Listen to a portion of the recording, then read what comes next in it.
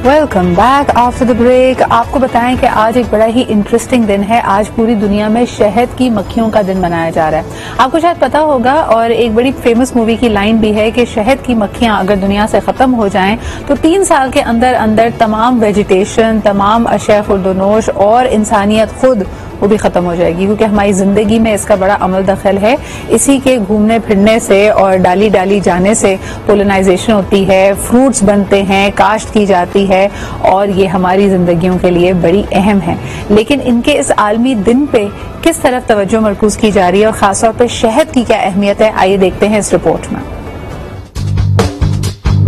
पाकिस्तान समेत दुनिया भर में शहद की मक्खियों का आलमी दिन। ये मक्खियाँ बकाया इंसानी के लिए इंतहाई लाजमी हैं। साइंसदानों का तो मानना है कि अगर रोए जमीन पर शहद की मक्खियाँ ना रहीं तो हम भी नहीं रहेंगे। शहद की मक्खियाँ दूसरे कीड़े मकोड़ों और जानवरों की तरह कभी आपस में नहीं लड़ती, बल्कि आपस में मोहब्बत और मुनज़्ज़म तरीके से रहती हैं। शहद की मक्खियों के छत्ते में 8 किस्म के खाने होते हैं, जो मसलत से लेकर 10 खानों तक होते हैं। छत्ते में सिर्फ एक 6 खानों वाली शक्ल ऐसी है जिसमें 1 मिलीलीटर का भी खला नहीं होता। एक तहकीक के मुताबिक शहद की मक्खियाँ उड़ने वाले कीड़े हैं। पाकिस्तान में 4 डोमना पहाड़ी, छोटी और यूरोपी मक्खियाँ पाई जाती हैं। पहली डोमना पहाड़ी और छोटी मकामी मक्खियाँ हैं, जबकि यूरोपी मक्खी ऑस्ट्रेलिया से लाई गई है।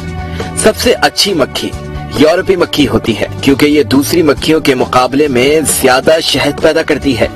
शहद की मक्खियाँ बहुत ही मुनज़्ज़म तरीके से एक मुआशरे की तरह रहती हैं और अपनी मलका के ताबे होती हैं। शहद की मलका मक्खी रोजाना 15,000 अंडे, जबकि एक सीजन में 25 लाख अंडे देती है। अल्लाह ताला ने शहद में वो ताकत रखी है जिसमें हर बीमारी का इलाज है। छोटा हो या बड़ा, हर कोई इससे शफायाब हो सकता है।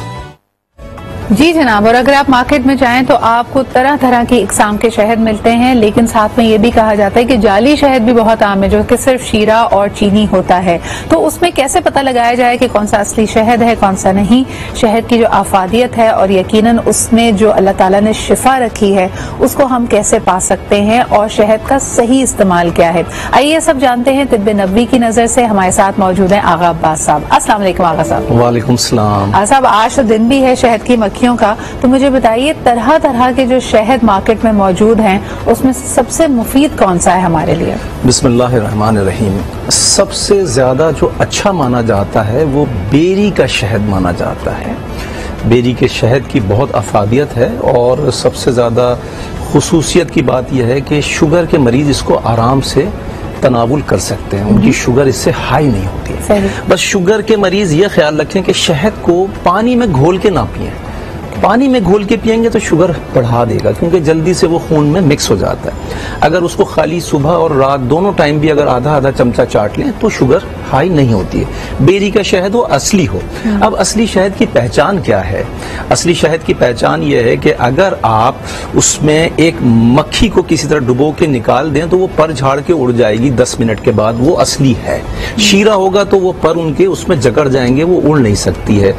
लाहौरी नमक की डली जो है, एक थोड़ा सा शहद हथेली पे रखिए, उस पर रगड़िए, अगर शहद नमकीन हो जाए तो वो शहद जाली है। असली शहद कभी भी नमकीन नहीं होगा। एक और पहचान बताता हूं कि कागज पर एक शहद का ड्रॉप टपकाइए, अगर वो नीचे क्रॉस करके आ जाए तो शहद असली नहीं है। फिर एक पहचान और बता देता हूं कि अगरचे गिलास में शहद को डालिए और शहद को डालने के बाद वो साकित जाके नीचे बैठ जाए तो शहद असली है। अगर तहलील हो जाए तो शहद असली नहीं है। अच्छा, किसी ने एक बड़ी अच्छी मिसाल बताई थी और मैं आपसे जानना चाहूंगी कि ये सही है या नहीं, कि अगर आप एक बोल के अंदर पानी में थोड़ा सा शहद टपकाते हैं और उसको थोड़ा सा हिलाइए, तो जिस तरह अभी हम देख रहे थे कि शहद का जो छत्ता है, मक्खी का छत्ता, उसमें जैसे खलियात बने हुए हैं, बिल्कुल वही शेप लेगा और कहा जाता है कि ये उसकी एक मेमोरी होती है। क्या ये सही बात है? बिल्कुल सही बात है। शहद को पहचानने की बहुत सारी तरीके हैं सिद्रा, और एक पहचान और भी बड़ी आसान है। अगर रोटी के टुकड़े पे थोड़ा सा शहद लगा के और उसको रोटी के टुकड़े को आग पर जलाया जाए, अगर चुरचुराहट की आवाज आए तो शहद नकली है, और अगर कोई भी किस्म की आवाज ना आए तो शहद असली है। बिल्कुल सही। और ये कमाल का, चूंकि आज तो दिन शहद की मक्खियों का मनाया जा रहा है, तो मैं शहद की मक्खियों के बारे में कहूँगा कि ये अल्लाह की ऐसी मखलूक है जो सबसे ज्यादा मेहनत कश है। बिल्कुल। इनसे ज़्यादा मेहनतकश कोई मखलूक नहीं देखी जाती है, और कुरान पाक में भी इसका जिक्र है। और देखिए, एक छत्ते में 20,000 से 60,000 के करीब शहद की मादा मक्खियाँ होती हैं, और इसके अलावा उनमें नर मक्खियाँ जो हैं 400 से 600 होती हैं, और 40 से 50 दिन तक ये शहद की मक्खियाँ जिंदा रहती हैं। और इसमें जो मलका मक्खी होती है वो 4 से 5 साल तक जिंदा रहती है। और एक मक्खी जो है, बड़ी हैरानकुन मालूमात है ये, और एक मक्खी जो है 1 सेकंड में 200 बार अपने परों को फड़फड़ाती है। अच्छा, मुझे ये बताएं आगा साहब कि कई दफा बच्चों के साथ, बड़ों के साथ ये हुआ है कि गैर इरादी तौर पे उनको नहीं पता था कि कहीं पे कोई शहद की मक्खी का छत्ता है, उसको छेड़ दिया गया। और ये तो मुहावरतन भी कहा जाता है ना कि भाई शहद की मक्खी में हाथ क्यों डाला तुमने छत्ते में। तो उसके बाद जो ये भिनभिनाती हुई आपके ऊपर हमला आवर होती हैं और खुदा ना खास्ता अगर काट लें तो अब क्या करना चाहिए? बहुत अच्छा सवाल है मेरी बहन आपका सिदरा। कमाल की बात यह सिदरा, मैं बताऊं कि ये जो शहद की मक्खियां ना बड़ी इंसान दोस्त होती हैं। जब तक इनके साथ छेड़खानी ना की जाए उस वक्त तक ये बिल्कुल बेजरर हैं, कुछ नहीं करती इंसान को। अच्छा, अगर उनको छेड़ दिया और उन्होंने काट लिया, मिसाल के तौर पे अंगूठे पे काटा या उंगली पे काटा, तो फौरन कोई भी लोहे की चीज, मिसाल के तौर पे घर में ताला है लोहे का, पीतल का ना हो, लोहे का हो, उसको उस पर रगड़िए, उसका जहर वहीं खत्म हो जाएगा। और अगर कुछ नहीं मिल रहा तो कोई लोहे का दरवाजा है या अगर बाहर कहीं है गली में, तो खंबे पे ही रगड़िए उसको, वो जहर उसका खत्म हो जाएगा। वरना बर्फ की डली लेके उस पर रगड़िए तो भी जहर उसका खत्म हो जाएगा। इसके अलावा एक कागज लीजिए, अपना लुआबे दहन उस पर टच करके और उसको रखिए और उसको रगड़िए या उसको रख दीजिए उस पर, तो भी जहर उसका वो कागज चूस लेगा पूरा।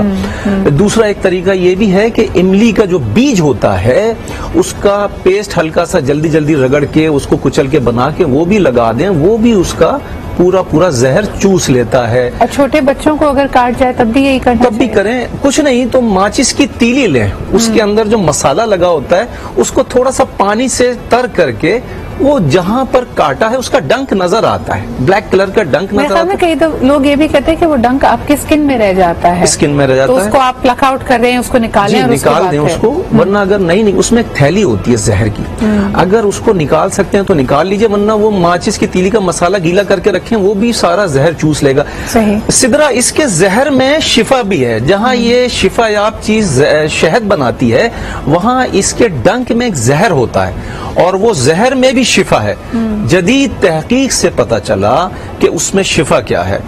गठिया के मरीज, जोड़ों के दर्द के मरीज और वजउल मुफासिल यानी कि जोड़ों के दर्द के मरीज को अगर घुटनों पे इरादतन, उनके जोड़ों के दर्द घुटनों में हो रहा है, इरादतन उसको घुटनों के ऊपर कटाया गया, तो जब काटने से वो पूरा जो जहर उसके अंदर घुटनों में गया, थोड़ी देर तकलीफ तो हुई लेकिन जोड़ों का दर्द उनका पूरा खत्म हो गया। ये जदीद तहकीक से पता चला है।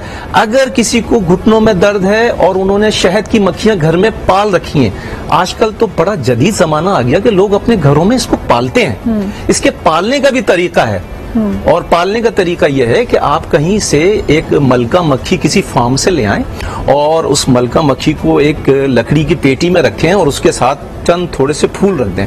वो मलका मक्खी कहीं नहीं जाएगी, उन फूलों से लेके बनाना शुरू करिए और मलका मक्खी सारी मक्खियों को खुद अरेंज करके ले आएगी, इनविटेशन दे के ले आती है, खुद ब खुद ले आती है। एक आखिरी सवाल आपसे करना चाहूंगी कि कई दफा हम देखते हैं कि ये जो शहद की छत्ता है उसी का एक टुकड़ा जिसमें से शहद ड्रिप कर रहा है, बिल्कुल फ्रेश, उसको कई जगह रखा जाता है। तो if all the honey is out of it, सारा शहद उसमें से टपक जाए, तो वो जो पूरे खलियात हैं, जो वो वैक्स है, वो किसी काम आती है? बिल्कुल, ये जो वैक्स है ये कॉस्मेटिक्स बनाने के काम आती है।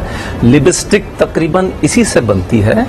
और ये जो वैक्स है, वैसलीन, जो हम सर्दियों में जब हाथ पैर फट जाते हैं, ये वैसलीन बनती है, वो इसी वैक्स से बनती है। सही, बहुत बहुत शुक्रिया आगा साहब हमारे साथ।